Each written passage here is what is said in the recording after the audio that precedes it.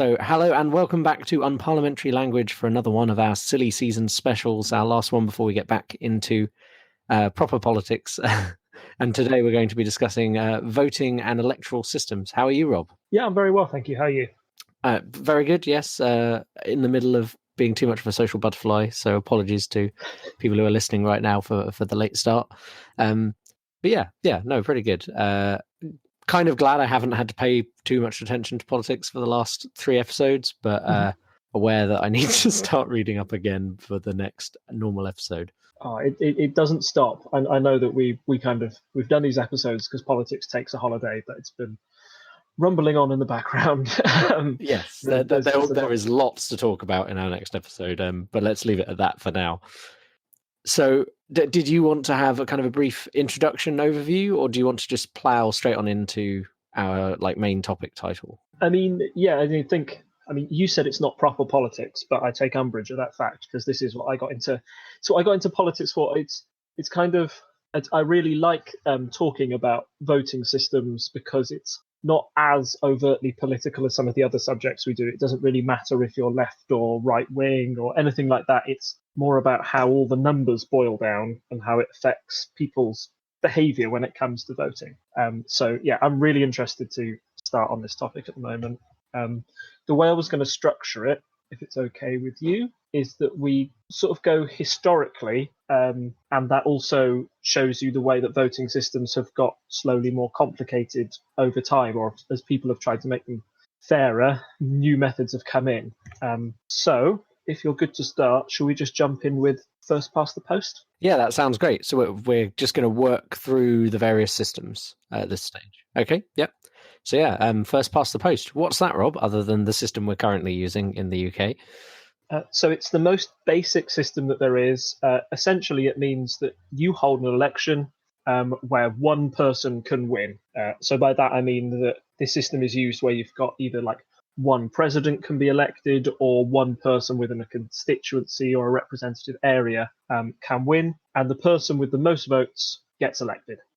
There's no need for it to be over half the votes. If you've got 5 candidates, one gets 21%, all the others get 19 point whatever percent, the one with 21% wins, and everybody has to accept that result. Okay, and I think we've touched on some of the problems with this in the past already on our episodes. As you say, in that example you just gave, that means 20% of people would be very happy with the result, and then there's 38% of people, which is more people, being sad with the result. So that's where we tend to have this lead into discussing other systems, because this is the system most people understand, that it's easy to explain, but it's easy to explain, as you said, but it seems fair on the kind of when you first look at it. But actually, when you come up with these situations like that one, you can see how it can feel unfair to a larger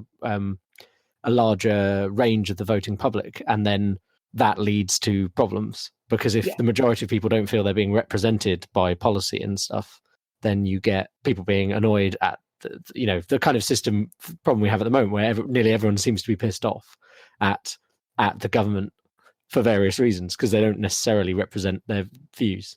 You can't please everyone when voting, but you'd want to try and please the majority of people, right? Yes. Yeah, no, precisely. And having it as that simple system, I kind of said we do it historically. If I read off a list of the countries that still enforce this system, so you've got Bangladesh, Canada, Chile, India, Nepal, and sorry, I'm using a very good book on the subject, United Kingdom and the United States. The kind of thing that links all of those countries, I think, is Britain and old empire. Yeah. Almost. It's the countries that keep it hardly ever do it because it's the best system, almost because it's the one that they started with, and they haven't decided to change it. In its defense, it is remarkably simple, as we've already said. As we get into the other ones as we go along, you might be asking the question, well, how more complicated can the other systems be? You're about to find out, essentially. Yeah. They can get a little tricky. So that system is called plurality, or referred to as plurality. The first way people thought of improving that is that the main problem with it as we've said, is that you can end up with a majority of people who are displeased with the result. Okay, so as we've kind of described, if there are three parties in there, one gets 41%, the other gets 39%, and a third party gets 20%, then you're left with people annoyed at the result. So the one thing that people came to, the next idea people had to make sure that this didn't happen was making sure that you got a majority. And there's a couple of ways you can do that. The clearest example might be the French presidential elections. Are you aware of this? Yeah, I think we discussed it in passing. Did we not? We discussed Macron and all of that earlier on in the year, didn't we? Yeah, possibly. And they have runoff elections. So you have a vote, and then they knock out. I believe they knock out the person with the least votes, and then they have another vote until it's obvious that there is a majority. But it's not like they always have a set number of votes. They just keep going until at least one person has a majority of the votes. Is that correct? That's correct. Yeah, I think in France they have the first round. Only the top two go through to the final. Right. Okay. Essentially, so that's led to situations in the past where there are lots of parties on the left in France, and there are only about two on the right. So there was one where not new Le Pen, but her father, old Le Pen, who I can't remember his first name, ended up in a runoff against Jacques Chirac, who was the other conservative. Essentially, to try and make like a UK comparison, the French were left with a choice between Margaret Thatcher and Nick Griffin of the BNP. Yeah. So where actually, if you'd grouped all the votes together that were from left-leaning parties, they would have far out, they would have at least defeated the Nick Griffin character, Le Pen, on the right. So it's not always perfect. So that's one problem with that French system. The other problem with having more than one election is that it's quite costly for people to put on, and it demands quite a lot of engagement from citizens. And particularly in the case of that French election, turnout can go massively down for the second election, particularly if you just don't support either candidate or don't have a preference. So it makes it a little less legitimate, the final result, if maybe the turnout was only 40% for that second runoff, when in the first election it was closer to 80% or something like that. So the way they get around that, and that you have one election to sort everything out, is through the alternative vote system. So I think it's probably worth mentioning. So if first past the post is the one people will be most used to from voting in an actual election in the UK, alternative vote is, or at least STV, which I think we're going to get onto in our description of alternative vote. So you may have heard about it when we had a referendum on whether we should change how we vote in the UK. But also, you will probably have come across it as it's how most university elections are run for their students' unions. At least that is the case of all the university student unions I've been involved in. It may not be the case of everything, but I think it's probably the one recommended by the NUS. So that's where you will have heard of it before, or at least that might help you latch on to how it works. Mm-hmm.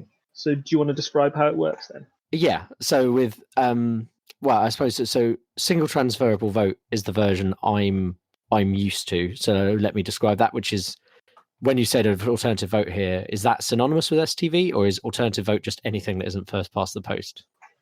My understanding of STV is used where you have multiple. If you have like a council and there are 5 seats available, you use single transferable vote to elect all of those 5 members out of one pool of votes. Right. Okay, I see. Yeah. Alternative vote is where you just have one position available. Right. Okay. And the votes are redistributed. Right. Okay. So in that, I just wanted to clarify that. So alternative vote then is you go in and you have a ballot paper with all of the possible candidates for the one position, and you vote in preference order. So say it was the UK general election and you had your options of Theresa May. I mean, I know this is not how it works, but let's just say you were voting for the heads of the parties. You would be voting for Theresa May, Jeremy Corbyn, and Vince Cable, and of course the other parties, but those are the 3 main ones. And you would go in and you would say, oh, well, I think, for you might say, oh, well, I think Vince Cable is the person for me, put a 1 next to his name. And then you go, well, I'm a bit more fiscally conservative, so I go for Theresa May in second.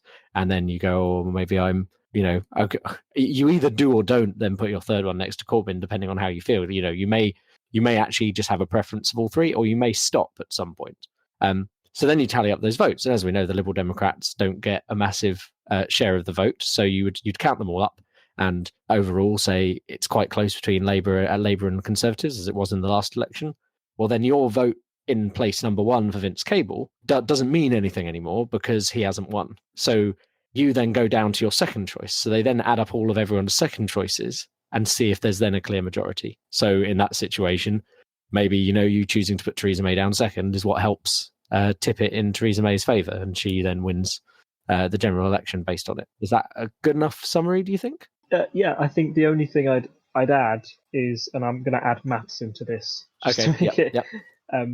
So imagine that there are 100 votes cast, and there are 41 for Theresa May, 39 for Jeremy Corbyn, and 20 for Vince Cable, or at least those are the first preferences that everybody's put down. In first past the post, Theresa May would win. But in alternative vote, she has to get at least 50 to go over that threshold and be declared the winner. So as soon as nobody has over, if Theresa May got 51 in the first round of voting, that would be it. Nothing else would happen with those votes. But because she hasn't got 50, that's when the votes of the lowest party, so in this case, like Vince Cable, their first choice would be discounted, and then they'd look to see who have they put number 2 on the list. And it might be the fact that, actually 15 people have put Jeremy Corbyn as their number 2, and only 5 have made it Theresa May. They redistribute that vote, and Jeremy Corbyn wins that election. So alternative vote is designed to make sure that no third party spoils the vote in a way, that people get their least worst candidate. It's kind of based on compromise, or at least they can vote for the candidate they really want to, even if they know that candidate hasn't got a realistic chance of winning the election, and still get their second choice in. And also, I think that speaks to some of the stuff we mentioned before about the problems, like you said, with France having a lot of left parties and 2 right parties. And we've said a similar thing in the UK where, some of the voter, if you were trying to narrow it down to 2 parties, it's Labour versus Conservative. But then there's maybe 10% of people voting for the Lib Dems. Well, I imagine that if you took all of those Lib Dem votes and had a second choice, that a lot more of those would go to Labour than the Conservative side. At least that's my feeling. That's how it works. I may not be right, but I think generally the Liberal Democrats are more socially liberal and a bit more fiscally conservative. So you would assume that the social aspect would win out there, unless maybe they're a business owner, or for example. And so we've talked about splitting the vote, the Lib Dems having come out of Labour in the UK, and that would fix that problem, and it would feel more like a fair fight between left and right, perhaps. So I think the most important thing to remember one of the most important things to remember about the alternative vote system is that it still has, it makes it slightly fairer, but it's still got some of the disadvantages of first past the post. In the example I've given you, if you're a third party, you're still likely not to win that seat. There's still it still disadvantages the third party and is likely to lead to a 2-party system. But it stops that kind of spoilt election feeling where you have 59% against the 41% that actually ended up winning the election. The other thing with alternative vote is that because you're still voting sort of one member in at a time, or you're still in like little constituencies of votes, it could ultimately mean that the amount of votes cast might not match the number of seats won in the end, which is something we've seen in US presidential elections, for example. Donald Trump got 2 million votes less than Hillary Clinton. That's because they had a first past the post system. The same could still happen in alternative vote to an extent. At least they've got the 50% redrawn. So I think that brings us to the end of our sort of simple sort of majoritarian systems. Yeah, just a note there. You've put AV plus under AV. What is the difference between AV plus and AV? Have we just described one or the other, or is it a very minor distinction? There's a very minor distinction between the two. I think that the example I wanted to give was that. So in AV systems, you can have as many parties running as you want. So you could have 7 parties, and those all get drawn up, and you could have 7 preferences. It's very unlikely that it would go on that long, but you could have 7 rounds of voting before anybody gets over 50%. In the London mayoral election, which I think is AV+, but I might be wrong here, but it's certainly one that's a very odd example. You could have as many parties running as possible, but you were only allowed a first and second preference. Oh, okay, right, yeah. So the winner might not necessarily get 50% after one round. It was because the electoral rules were drawn up by Tony Blair's Labour Party, and at the time Ken Livingstone was thrown out of Labour and ran as an independent candidate. And Labour were really worried that Ken Livingstone would split the vote and a Conservative mayor would be elected if they ran it by a conventional first past the post. So they put an AV system in, but they put the only AV system in that would meant that, people might vote Ken Livingstone first, but then their second choice would definitely be Labour, but we probably don't want to redistribute their votes anywhere else after that, so the Lib Dems or Greens get in. As it turned out, Ken Livingstone won it anyway on the first choice and got everybody's first choice. So, and then subsequently rejoined the Labour Party. But that's just a little odd footnote, and I guess it's a good example of how, with these electoral systems, the people setting them up usually have an idea of the kind of system they want to create or the type of result that they want to create from a vested interest. Yes, which is why electoral systems get changed so little, or very few countries sort of come together and say, we're going to update our electoral system because it benefits the winners. If you keep winning by that system, why would you want to risk losing some power? Yeah, so I looked it up. I posted it in the chat while we were discussing there. The London mayoral election uses supplementary vote is the term they use for it, which, as you say, is AV, but you have a first and second choice. In the latest mayoral election where Sadiq Khan won, Sadiq Khan had 44.2% of the vote in the first round compared to Zach Goldsmith's 35%. After all the transfers, Sadiq Khan won with 56.8%. So, yeah, I mean, the transfers roughly went in the same proportions. Like if you look at the graphs on that link that will be in the show notes, if you look at like the bars, you can see it seems like a similar kind of proportion, roughly. Maybe a bit more went to Sadiq Khan than to Zach Goldsmith, but yeah, you can see the effect there that we've been describing. So there are more complex alternative voting systems. One of them, I believe, is partly used in Germany. I don't know which order you want to go through these, but the list system I know is employed in German national elections to some extent. It's not, and their system is actually 2 different types of vote at the same time, which I hadn't realised before I looked it up. So did you want to go onto the list system, or is PR easier to explain? I think PR is easier to explain, and PR is kind of the umbrella term for things that encompass things like the list system. Okay, so we'll go start with that. Yeah. So PR, or proportional representation, essentially means that people are voted in with the seats split up that more fairly represent the exact proportion of the vote that they won. So you have 100 seats in an area, a party wins 33% of the vote, they win 33% of those seats, of the seats available. That's the simplest example I can give. Okay? The list system is related to that. So let's say you're voting for, so in our example where there are 100 seats available and somebody votes and they get 10% of the vote, the party, like the Labour Party, will have to put up a list of 100 candidates that they want to win all of these 100 seats. But the Labour Party will rank those candidates for you. So if Britain moved to a PR system and the whole of the country was taken a whole, you can probably bet that even if Labour got 1% of that vote, Jeremy Corbyn would be the Labour person standing in because he'd be at the top of that list. Yeah. Does that make sense?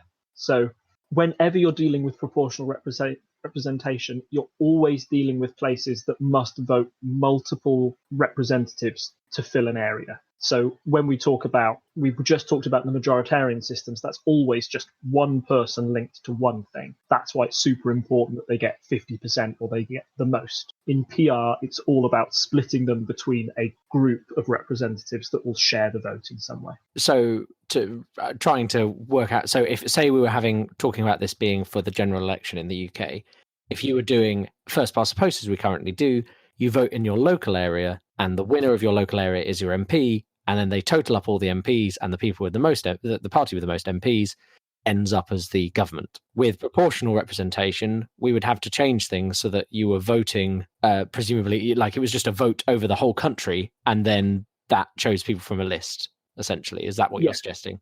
Yeah, so, you vote for the party, not for the person in PR. Yeah, and so then you'd have to go and have a look at the party lists and see, who you thought was worthwhile and stuff like that. Well, yeah, but I mean, the problem is you can't.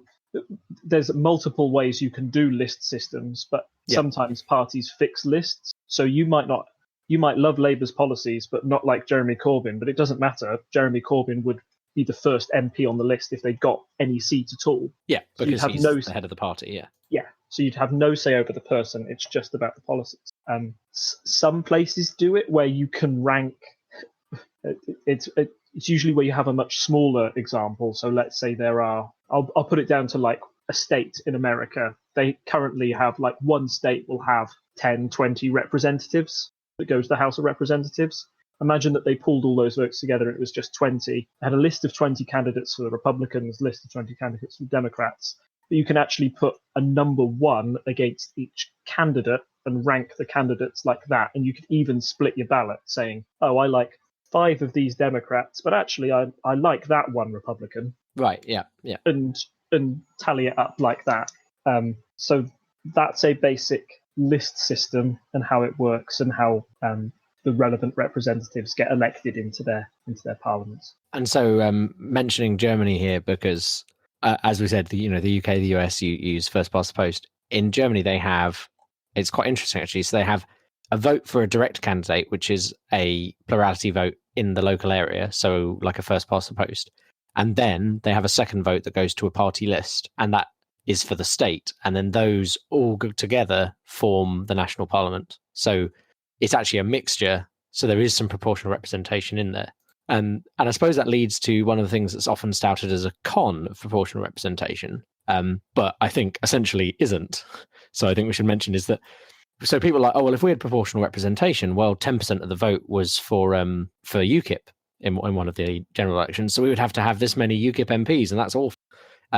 Is generally how this. I know that's a straw man I'm holding up there, but that's generally how the criticism goes. Is that like in this situation we would have ended up with more of group we don't like being in, and that's true. And they've had this in Germany where they have a far right party at the moment who have, I think they have like maybe 10% of the vote, and so that has led to a certain number of seats, or maybe it was actually more percent of the vote, and because they have both the local and this list, they've ended up with a smaller percentage than the overall vote share, but still they have ended up with some of those people in Parliament.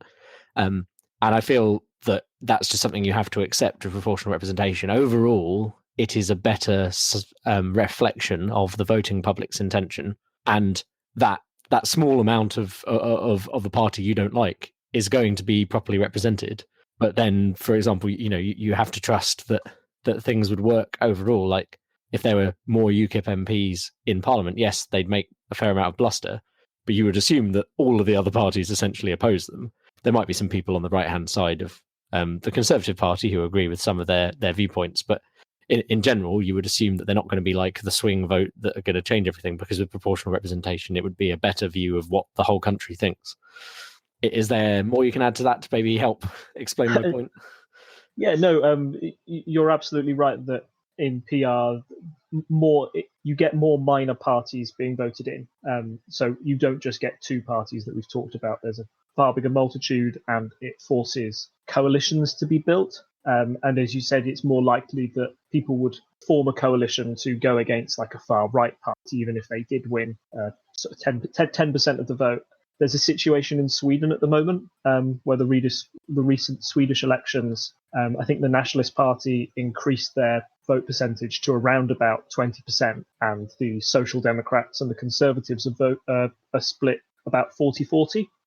So you would imagine that those two parties would join together to make sure that the Nationalists don't get into power. However, it's quite hard when those two parties have traditionally been on opposite sides of the coalition for them to suddenly come together to oppose this smaller party. And one of the downsides of PR is that occasionally a small party, like a small fringe party, may hold the balance of power between two sides. Yeah. The Nationalist power, they could decide to side with the Conservatives believing they can keep the worst tendencies of the Nationalists sort of on the back burner, but it would still allow them to have some power. So yeah, there are pros and cons of each system, and like you mentioned with UKIP, it's unlikely that it's more representative. It allows people to have their true view said. It makes people feel that their vote matters. When we were talking about first past the post, in both scenarios, even in alternative vote, if you're a Lib Dem supporter, if they're the third party, it's really hard for them to win a seat. So you feel your vote is wasted. In PR, it's a lot easier for that third party or a smaller party to get a representative in party. You feel like you're being listened to, but that does lead to maybe more extremes of views coming in. So we've already mentioned STV. How does that actually work? Because you said it was for a group of candidates. So it's just like the alternative vote system where you rank people. Apart from, so let's try and use a maths example where you have 5 parties and there are 3 seats available. Okay. One party. So red, blue, green, purple, yellow. The red party wins 60% of the vote. Okay. They're automatically over that 50% quota needed to win a seat. So they win a seat. However, they have 10% more votes than is needed. So that top 10% of votes is redistributed to the other parties. And their first choices are then redistributed to the others until one of the others gets over 50% and reaches the quota. So the quota will be, say, 100% divided by number of seats. So if it was 10 seats, it'd be 10%. Is that what you're saying? Yes. Yeah. So in the example I gave, if there are 3 seats available, then Labour would only need to get 33% of the vote. And then all their extra votes are redistributed to the other parties until one of those gets 33%. And then those votes are redistributed. And then if those votes are redistributed and no other party gets over 33%, then it's given to the highest party remaining. Does that make sense? Yeah. So I think I have seen that used. Yeah, that is like used with university elections. But as you say, in general, like university elections in the UK seem to be for individual positions. Obviously, there'll be alternative vote where you're picking between multiple candidates. But I think if you have like general members or something like that, they will use STV. What are these last two, which I don't think I've heard of? So you have is that the D Hont formula? Is that Dutch? Because I can't do Dutch A's at all. It's sort of D apostrophe Hont. I think he's a Belgian mathematician. So one of the problems I've just sort of highlighted with STV is that in that example where the red party wins 66% or wins 60%, but they only needed 33% to win, they don't get 2 seats out of those 3. They only get 1. So the D'Hondt formula is meant to make it fairer. And I would point you towards, if you go on YouTube and search for Jeremy Vine and the D'Hondt formula, he works you through an example of it and how I'll bung that in the show notes. Yeah, and how it works in the European Parliament election. So what happens is there are 10 seats available. All the votes come in. You look at all the votes. The Conservatives are the largest party. So you give them a seat and then you divide their vote total by the number of seats that they have won plus 1. Right. Okay? Then you look at the votes again. So you look at the votes again and you go, oh gosh, the Conservatives are still in the lead. They had 88,000. Now they've got 44,000 votes, but that's still more than the second place party. So now we give them another MP. So now they've got 2. You then divide their number of remaining votes, the 44,000, by the number of MPs they have plus 1. So you divide it by 3. Then you look at the number of votes that everybody else has got, and then you go, oh my goodness, UKIP have now got the largest amount of votes. You give them an MP. You then divide their number of votes by 2. And you keep doing this until you run out of MPs to give out to people. Right. Yep. Watch the video. It makes way more sense when you can actually see it being distributed out in front of you. The most important thing this does that's better over STV is it gives, if you've won a lot of votes, it gives you more than one representative. Also, it really helps the smaller parties, because once you've started dividing the biggest party's vote by 3 or 4, then all of a sudden maybe the 4th or 5th largest party will have enough votes that in one round they can grab one representative. So when this happens in the EU elections, it's very common that that's where like the Greens get their most success. The Greens will pick up the last one because they just so happened, even if they were, I think in the example given, they're like a good 70,000 votes behind the Conservatives, and quite rightly the Conservatives will win 5 more MPs than the Greens will, but the Greens still gets represented, and they might have lost out through another way. So that's the D'Hondt formula.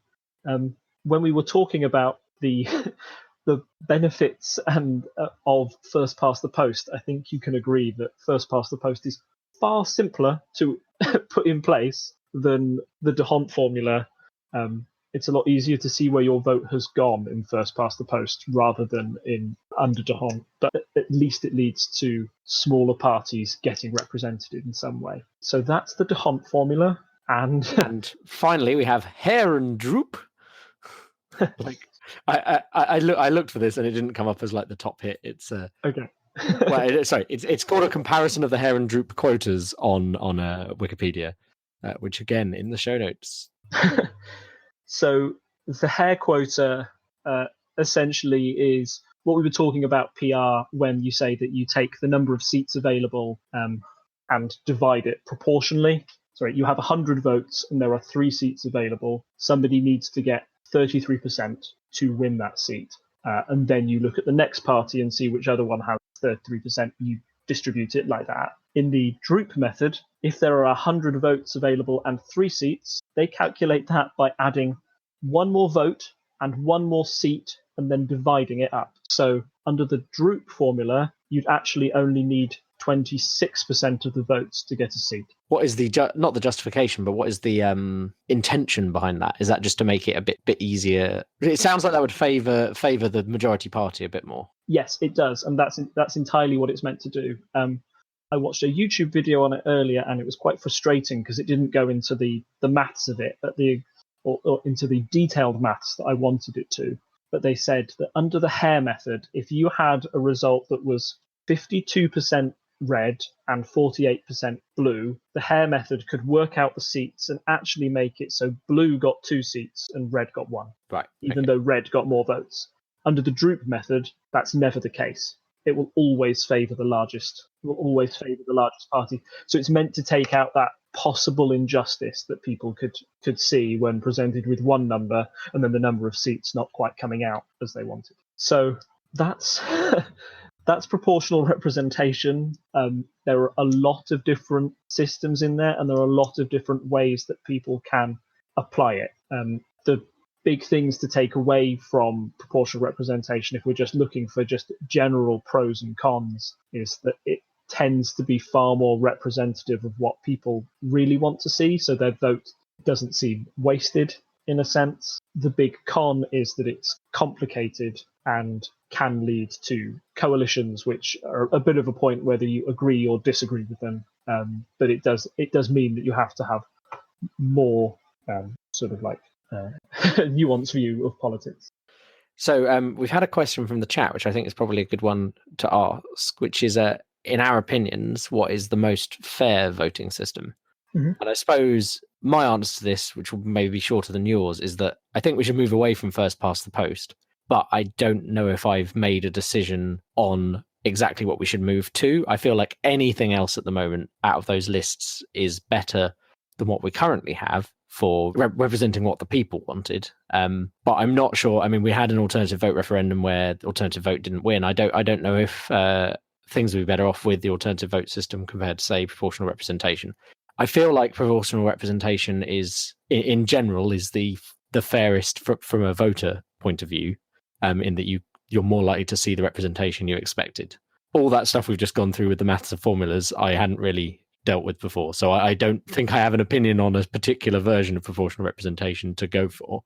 But what are your thoughts on that? What's the fairest voting system in your eyes? My fairest voting system would be proportional representation across the whole country, which I think is only done in sort of like Ireland and Israel. There are places where they don't. Most places sort of like break their little proportional blocks down into regional areas. So they'd have like, so in the UK, like Somerset would be treated as one, and they'd group 5 together. Meanwhile, in Israel, they do the whole country, and that's 200 seats, and everybody votes. Like, if you did proportional representation in that way, that would be the fairest method. And then to make it even more fair, I would like to have a choice of the candidate that I wanted rather than having the party decide for me. So in that list method, that would be super fair. And of like the quotas given, I think I quite like, although D'Hondt sounds complicated, in my opinion, that's the fairest, because it means that you can equally split up the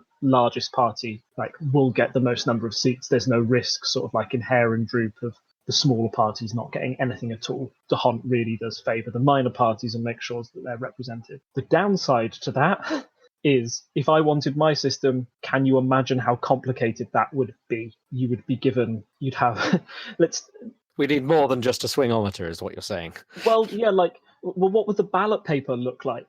If I walked in and I'm voting on 100 candidates, like there are 100 seats available, and I want to have my personal say over 100, and I've got to put 1 to 100 against lots of different candidates for every different party, and then counters having to count that up. So complicated, and elections would take so long, and it would sort of get, from a practicality point of view, it just wouldn't work. So that's why fairness is often balanced with practicality of not just counting them, but actually like governing, which I guess we'll move on to in a bit. But the actual like politics of governing and making sure that you can realistically run a country based on your election system. Right. Yeah. So yeah. Lots of factors. Fair, yeah. So while you can make an argument for picking the fairest system, maybe it's just not practical, especially since there are so many problems to say electronic voting, for example, would solve a lot of the maths side of things, but there are lots of problems with electronic voting in and of itself because of making it secure and so on.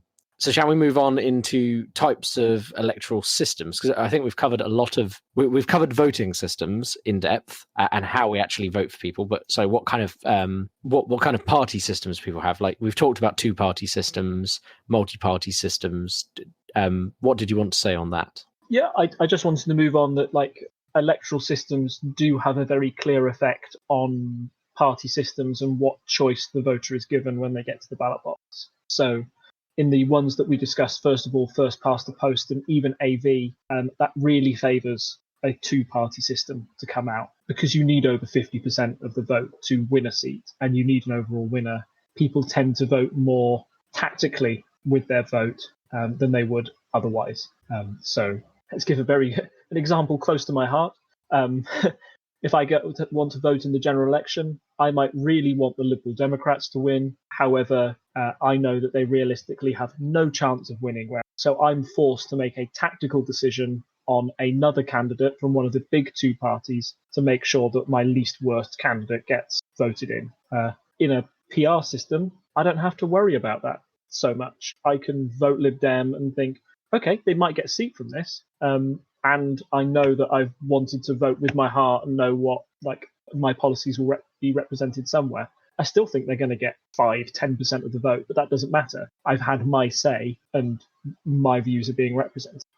So that's how the 2 different like electoral systems affect each party system and the choice that the voter's given. I've put down like a 2.5 party system, which sort of favours the alternative vote model that we discussed before. So in that scenario, I think Lib Dems are going to lose, but I still put them as my first choice on the ballot. It might just so happen that enough people are thinking like me that, oh, surprise, surprise, they actually, because people weren't forced to vote tactically, the Lib Dems get more seats. And that was kind of their argument when they were putting forward the alternative vote system as a referendum to the country because they thought it would benefit them in that sense. The third party is still likely to be considerably smaller than the main two, but it does increase their chances a little of winning more seats. And I mean, we had, even with a first past the post system, we ended up with the coalition because the only way for the Conservatives to have a majority was to ally themselves with the Lib Dems and vice versa. And that was a chance for the Lib Dems to actually get into power. And I remember being a student at the time in an area that was had traditionally voted Conservative, and enough students voted that year to make it a Lib Dem, to give us a Lib Dem MP in Leamington. That meant that we kind of really felt like we had been represented. And it is a very different feeling. I mean, it's partly, it was the first general election I'd had the chance to vote in, but it's also that, like, oh yeah, I can see that a thing has changed because of what me and my friends did is a really important feeling. And I think that's important to consider when picking your electoral system, because you don't want to put off the average person or especially younger people who are very, we're now in a period where, for various reasons, I feel there's a lot more activism kind of from younger voters. But if they continually vote in a way and don't see anything change, I think you will get a drop off in those people who actually care. Because if every time you vote, you don't get a little bit of your way, you're going to be like, well, what's the point in voting? And I know people have already made that decision. They're like, there's no point in voting. I'm one vote out of millions. And yes, that's true. But if everyone thought that way, then no one would ever vote. So, Yeah.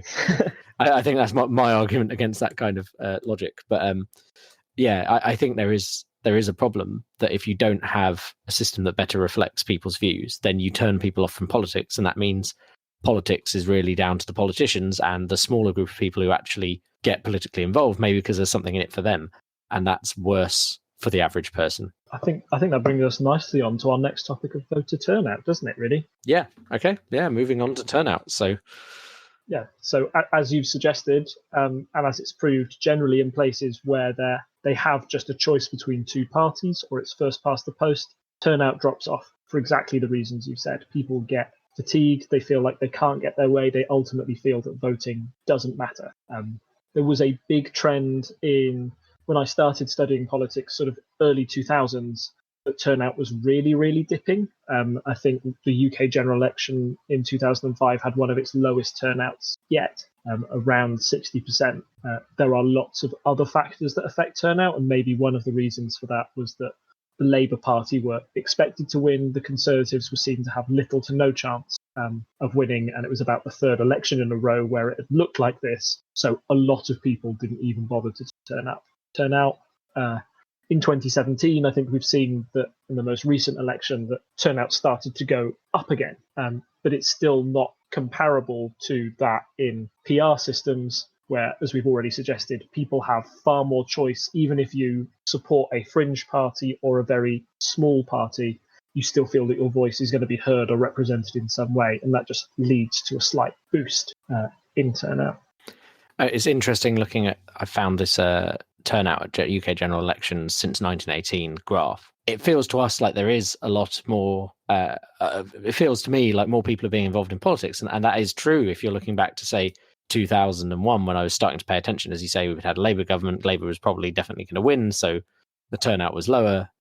But the actual 2017 percentage is still below the 1992 election. So while it may be, as far as I'm concerned, since I've been kind of vaguely paying attention to stuff, since I've been vaguely paying attention to elections, or at least remember them as a kid, it seems like people are voting more. We're still not up there with a 97 when Labour won, or 92, or basically any elections before that. There was a massive dip in the early 2000s, and we're just still recovering from that. I think the other one to look at is the United States, which has, I've got a list from Wikipedia here that has turnout in national lower house elections. So this would just be House of Representatives elections. So they happen every 2 years since 1960 to 1995, and the average turnout in the United States is 48%. Wow, that's really quite low. When you consider that, like, the United Kingdom sits there on 76% because our lower houses of Parliament. Now, you can argue that there are many different reasons for that number being so low. Like, when we vote for our lower house, we're also voting for our Prime Minister. And in the United States, turnout for the actual like presidential election is a lot higher than 48%. But still, it's a shocking figure when you think that the home of democracy or a country where democracy is sort of held up as one of its core principles, that voter engagement is so low. So yeah, it is a problem and leads to a big question of legitimacy. If you can't win 50% of that vote, and actually when you look at it, it's 50% of 48% of people, then do you really have the mandate to govern a country? Yeah, it's interesting looking at this. I found a chart from Pew Research. Pew Research's Fact Tank, which I think is quite an amusing name. But intrigued to find that Belgium's at the top. I would have gone for Australia for reasons we're about to mention, I think. So Australia's actual percentage of the voting age population is a bit lower. Technically, the percentage of registered voters in Australia voting is the highest, I think. And that's because in Australia, they have compulsory voting. And I think we wanted to talk about that. So in Australia, you have to vote. And I believe it's a fine. I think we looked this up before. I can't remember what the fine is. It's not a terrible amount. Like, it's not going to bankrupt you, but it's also not a small amount. First time is $20, and then it increases to $50 if you've previously paid a penalty or been convicted in state elections. So, like, that's not in most cases enough to break the bank, but it's enough to not want to do it. In the same way that getting a parking charge is something you don't want. And so I mean that leads to 90% of the registered voters actually voting. I imagine that there's a percentage of people who are ill or whatever on the day and are allowed to not vote because they're ill or whatever. And then some people paying the fine. But obviously that's a way to encourage people to vote. Yeah, certainly. And the Belgian example that you gave, they actually have the oldest compulsory voting system in the world. Ah, I didn't know that. Okay, that's very interesting. Yeah. It was introduced in 1894. So that's why their numbers will be so high as well. It's one of the biggest reasons. That's the ultimate way that you can get people to turn out. And you may agree or disagree that you should force to have your vote, particularly if there's no candidate that you think can represent you. I know that the Australian voting system, they use the alternative vote, so it still favours a two-party system there. So it's possible, but at least you have a chance to put your first choice down. That might be a very small party, and then tactically vote with your second or third choices. I think compulsory voting is a good idea. Ultimately, but it does depend on if the country actually enforces it or not. I'm just having a look at my list of countries with I've got a wonderful book, by the way, called Comparing Democracies. Oh, that sounds good. Yep. It was written back in 2005, so some of the numbers are a little dated, but just looking at it, there's a very consistent pattern of the countries that enforce compulsory voting always having a far, far higher turnout of sort of 80% plus, compared to those that don't, that usually fall below that threshold. If we're going to go on just to other factors that affect voter turnout rather than just party systems and stuff like that, it can be silly things or relatively minor things that you'd think the weather didn't really matter. The weather is one. If it's raining, turnout generally tends to be lower. The number of days the polls are open. Mm-hmm. If the polling day is sort of set as a national holiday, if it's a work day or a rest day, if postal or proxy or advanced voting is allowed or not allowed, all of those factors, essentially anything that makes it, if the polls are open for 3 days and all of those are days off work and you can post in advance, then it's really easy to vote, so people are more likely to do it. Compare that to another system where you can't do that. It's on a work day. It's only open for 1 day. Some people, I've had personal experience of people just going, "Are you going to vote today?" "Nah, I don't think I'll have time."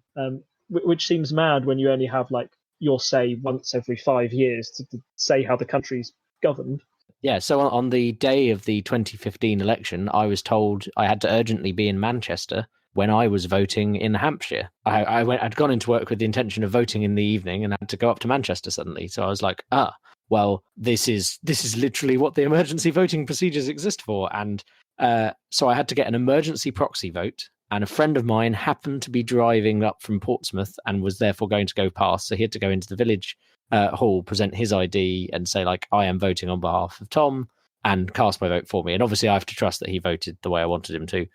It was an interesting situation to be in. I'd never had to read up on those procedures before. And it was very much a race against time to kind of ring up the local council, tell them what the problem was, And then they had to send me a form. I'd just print the form where I was at Manchester University, get it scanned, like borrow a scanner from some random office to scan it back in and send it back to them signed, so that they could then be like, yeah, okay, you've got approval. And then my friend was sitting in Portsmouth for like half an hour extra than he was planning, because he had to then wait for me to say, yes, you're good to go. You can go and vote for me. It was very, and it worked. I was able to vote, but it was a lot of effort on my part to ensure I voted. And I think most people in that situation probably be like, it doesn't really matter, especially considering I was in a safe Conservative seat. So it didn't actually matter. It was something like 70% Conservative, being in a very rural, posh kind of Hampshire area. It didn't really matter because had I voted whatever way I voted, it wasn't going to change the outcome.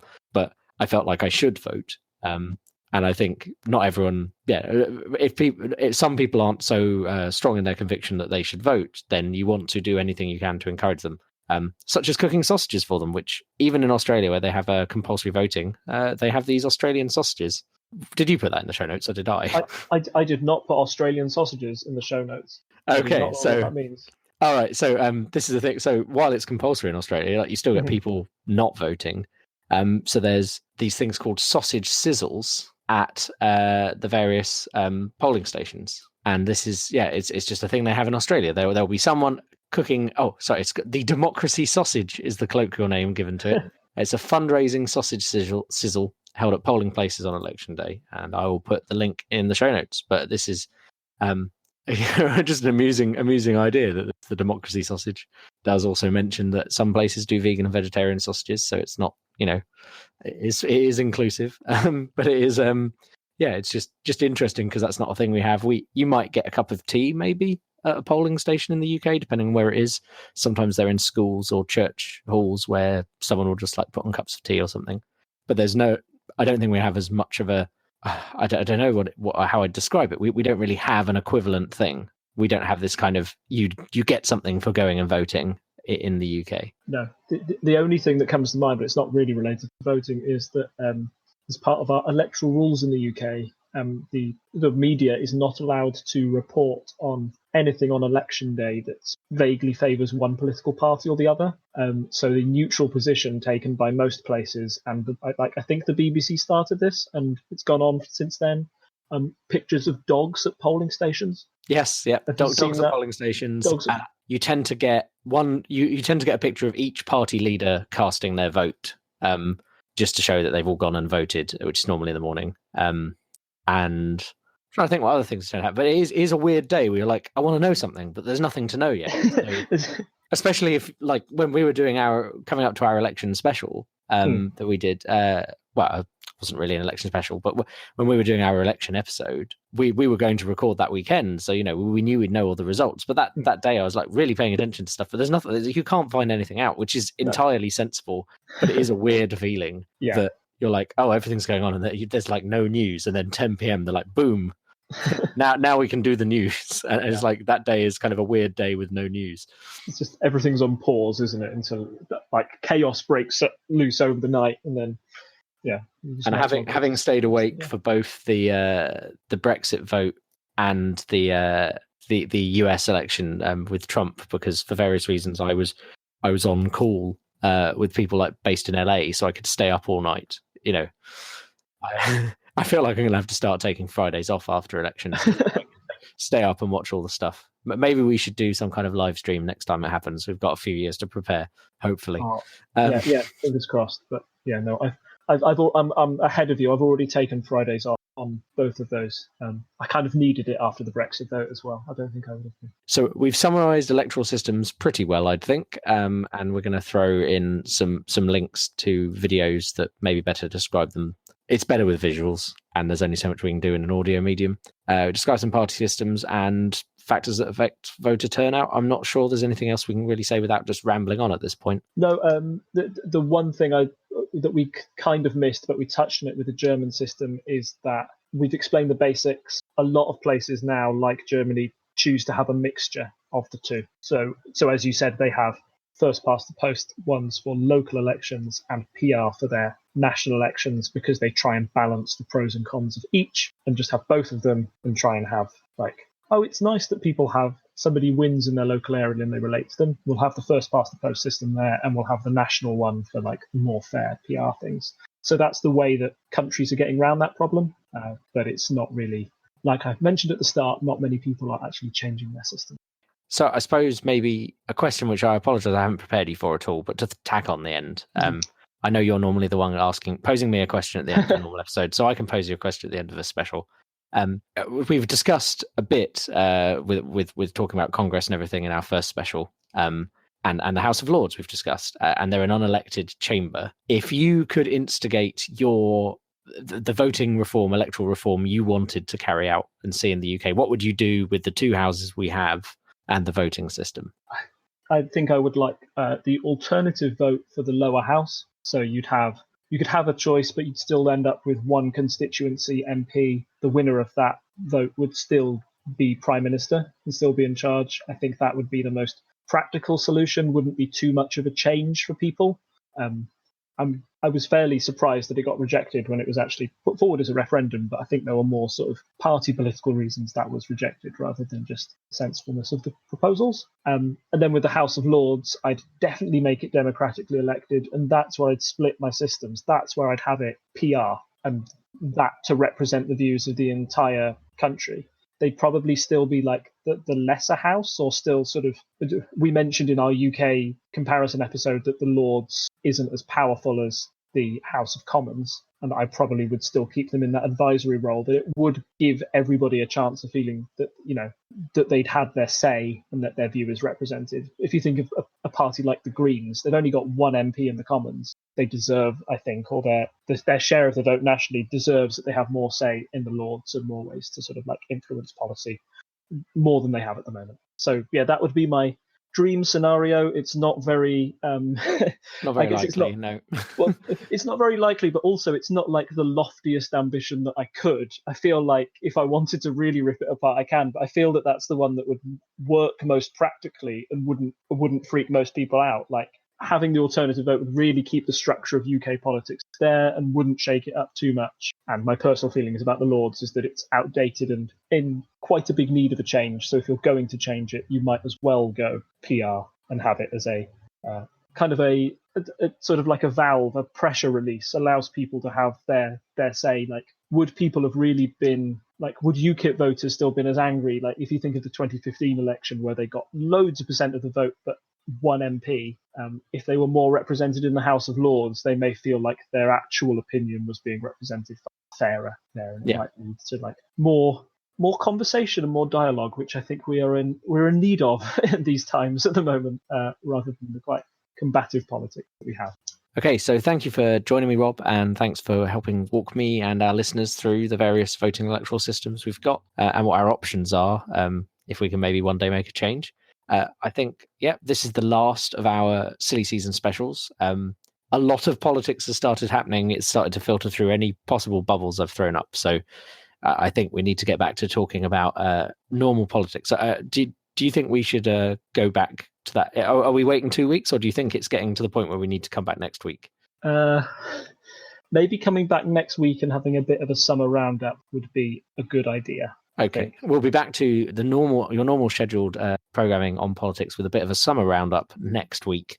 An early episode, that would seem like. But yes, I feel like we have to come back and start talking politics again because there's a lot to talk about. Thank you for joining us. Thank you to our listeners who are there in the chat. If you want to join them, you can join us on Discord. I will put a link in the show notes. Sorry, you can also find us on Facebook at Unparliamentary Language. You can find us on Reddit at /r/unparliamentary. You can find us on Twitter at Unparl Podcast. And you can, of course, go to parliamentary.observer, our website, to find all the episodes and the show notes. Of course, they'll also pop up in any podcast player of your choice. And you can go to patreon.com/TTSS, where you can give us a little bit of money, which will hopefully one day get Rob a slightly better microphone. Although I hope everyone is noticing his audio quality is a bit improved because I've been doing some filters that I hope have made it sound a bit clearer to everyone. Thank you. And I think it's a good night from me. And it's good night from him. Bye. Bye. Bye. That's so that's sort of like it's called blah, blah, blah, blah. Let me get my words out. Sorry. That's fine. Don't worry. That system is called polarity. Polarity or plurality? The one you said and the one I physically can't say. You've got to say this because I'm not.